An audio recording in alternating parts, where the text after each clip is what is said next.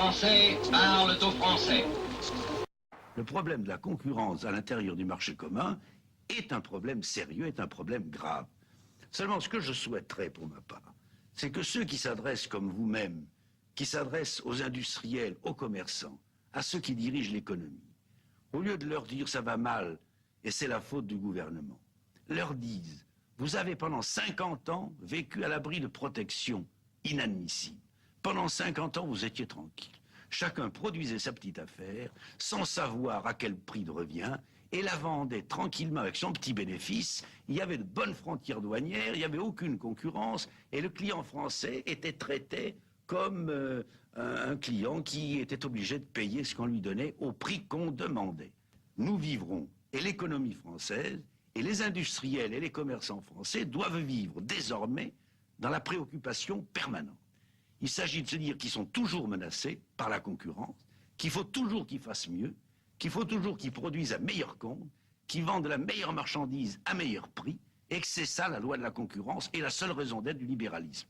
Car si ça n'est pas ça, je ne vois pas pourquoi on se livrerait à ce genre de spéculation et pourquoi on prendrait tous ces risques et tous ces dangers. Nous serons donc en risque permanent. Et le gouvernement en est parfaitement conscient. Son rôle est de diminuer ces risques parfois, mais son rôle n'est certainement pas d'inviter les gens à la paresse en leur créant de nouvelles protections.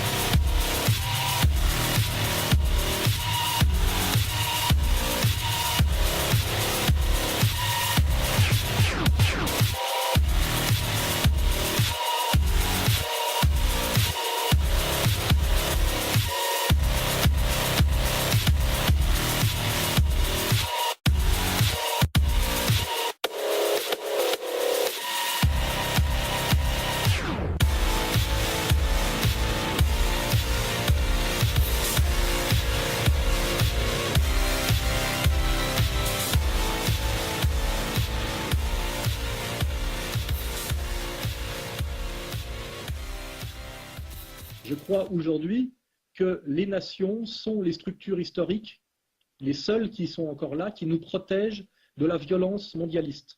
La violence mondialiste qui est en fait de ramener à l'intérieur de chaque État les écarts sociaux du monde. C'est-à-dire que dans un pays où avant vous aviez une échelle de salaire de 1 à 10, et bien aujourd'hui, si je prends l'exemple de la France, vous mettez en relation en France le plus riche du monde en France avec le plus pauvre du monde en France, ce qui veut dire que ça fait exploser les inégalités sociales.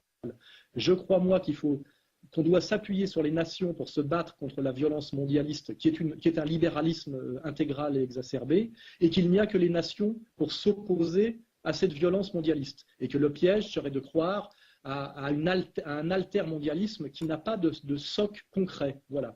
Marine Le Pen, elle, était en meeting à Bordeaux cet après-midi. La candidate du Front National, très virulente sur les propos de François Hollande. Écoutez-la.